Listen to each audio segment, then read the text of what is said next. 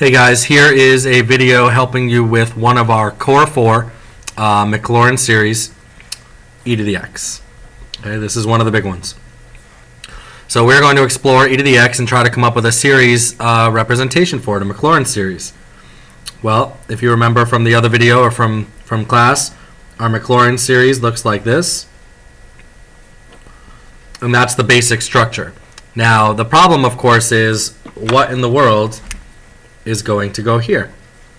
Okay, so we have our basic formula for Maclaurin series, centered at 0, or Taylor series centered at 0, but we still don't know what these actual terms are. So in order to figure those out, what I'll usually do is we'll set up like a chart and just start listing them out, and hopefully we can find some kind of pattern. And that's why this is one of the what I call the core 4, because it has some nice features to it when you make your chart. What's the chart? Well, you need your n terms, you need your nth derivative terms, and you need your nth derivative evaluated at a. In this case, of course, a is 0. In sort of brackets here, I'll just sort of put, this is really f, the nth derivative at a, but again, because this is Maclaurin, a equals 0. Okay? So again, if the terminology is throwing you off, watch the other video again. I sort of explain all that. But this is what we need. We need our counter. We need our nth derivative. So our 0th derivative is just the original function. That's just e to the x.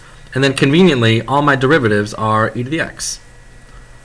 And double conveniently, when you put in 0 into e to the x, you're going to get 1 every single time. 0, 1, 2, 3, 4, 5. Okay? That means that this is always going to be 1 no matter what. So e to the x can be represented as the Maclaurin series that looks like this. And this is one of the core 4. Okay, it's just one that gets used a lot. So, it's just one you need to remember. Okay, what's neat about this, though, too, is, if we were to look at the terms of this, right? So our first term, of course, is 1. Our second term would be x to the 1 over 1, so that's x. And then x to the 2 over 2, x to the 3 over 3 factorial, x to the 4 over 4 factorial, etc., etc. What's kind of neat is if you take the derivative of both sides, right? Actually, yeah, take the derivative of both sides. You get e to the x, and then the derivative of this side is 0 plus 1 plus 2 times a half x, so that's x, plus 3 times x squared over 3 factorial. 3x squared over 3 factorial. Well, if you simplify that quickly, the 3 cancels with the 3 and you're left with 2 times 1, which is x squared over 2. How about this one? This is going to be 4x cubed over 4 factorial, which simplifies to x cubed over 3 factorial. Well, look at that. 1 plus x squared over 2 plus x cubed over 3 factorial, and you'd see the pattern continue. The derivative of e to the x is e to the x, and the derivative of my series term by term is the same series term by term. Kind of neat, huh? If that doesn't make you excited about math, then you have no soul, as Khan would say on Khan Academy. Let's see. So there's e to the x. Let's manipulate that a little bit. Suppose I want to find, let's say, nope, not that one. How about this one?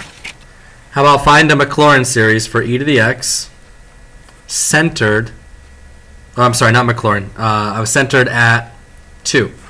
So now I'm changing it from Maclaurin to Taylor series. So find me a Taylor series for e to the x centered at 2. Well, e to the x we know is e to the x. This is our new, let's see, fn of 2 x minus 2 to the n over n factorial. I'm sorry, I wanted to generate Taylor series.